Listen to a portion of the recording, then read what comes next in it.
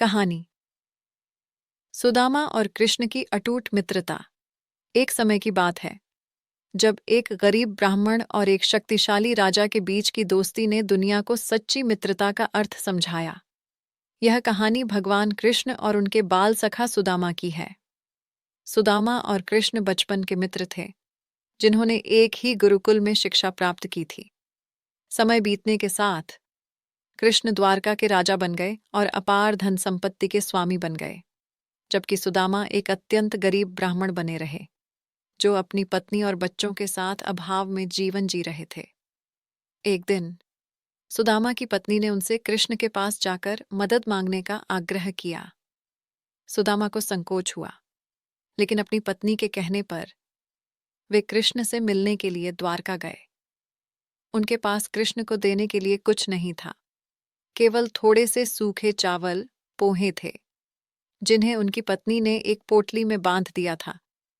जब सुदामा द्वारका पहुंचे तो द्वारपालों ने उन्हें अंदर जाने से रोका, लेकिन जब सुदामा ने कहा कि वह कृष्ण के मित्र हैं, तो खबर कृष्ण तक पहुंची।